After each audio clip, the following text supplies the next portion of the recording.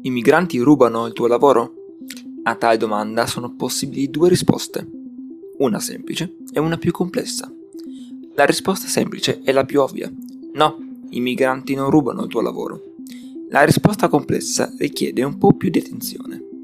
Che siano i latinoamericani in USA, gli africani nella vecchia Europa, che parlino lingue diverse, il loro passato e la loro cultura siano diversi, in comune hanno un desiderio di fuggire dalla povertà e dalla violenza che essa comporta.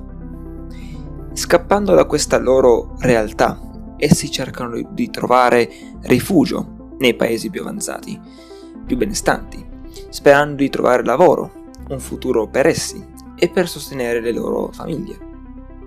Ma a causa della loro condizione di povertà, pressoché assoluta, e la mancanza di un punto d'appoggio nei paesi occidentali, si sono ritrovati in sempre più incontrollato aumento sotto l'attenzione di svariati dialoghi all'interno della politica occidentale. Ecco dunque che con l'aumentare delle crisi economiche, con l'aumentare dei crolli finanziari ormai sempre più frequenti, delle borse, del deficit pubblico, ecco che dentro la politica occidentale è nato il bisogno di creare un nuovo capro espiatorio.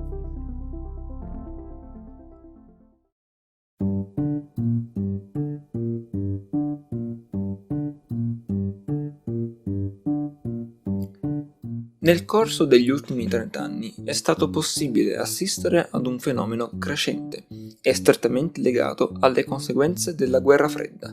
Gli stipendi dei lavoratori si sono cristallizzati nei migliori dei casi o sono diminuiti nei peggiori, mentre il prezzo dei beni e dei servizi è andato aumentando anno dopo anno. Ciò è una diretta conseguenza della globalizzazione economica guidata dagli Stati Uniti, seguita da una pianificata ed orchestrata precarietà della classe lavoratrice. Politiche neoliberiste applicate in tempi pressoché sincronizzati in ogni paese sotto l'influenza occidentale hanno creato ad hoc una classe di lavoratori completamente disinteressata dagli eventi politici ed economici del proprio paese. Hanno creato una classe di consumatori. Cosa c'entra ciò? Rifletteteci. Da un punto di vista mediatico è molto più facile controllare l'opinione pubblica se tale pubblico non ha una visione globale e comprensiva dell'evoluzione economica in atto, insieme ad altri fattori come il livello di istruzione, l'ambiente di lavoro e il background familiare.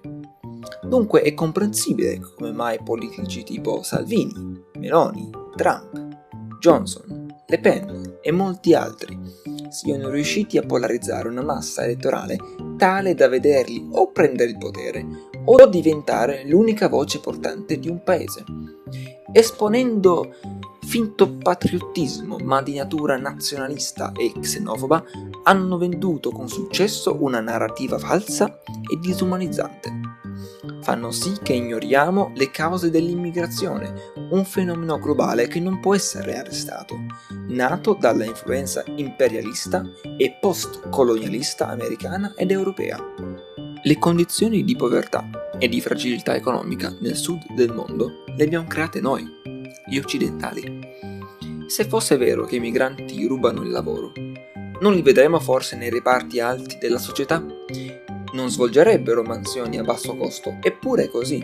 La manodopera a buon mercato fa gola a chi di sfruttare le risorse umane non si fa problemi, soprattutto se tali risorse non sono protette dai nostri stessi diritti. Se un datore di lavoro può, indisturbato, pagare un manovale 3 volte meno rispetto ad un connazionale, per esempio, lo farà, guidato dalla legge del profitto.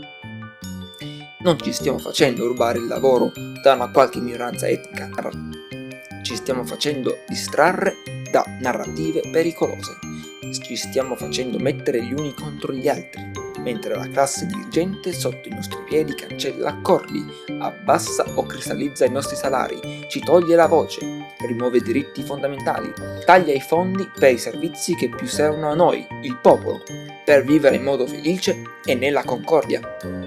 Ricordate, l'unica minoranza pericolosa è la borghesia.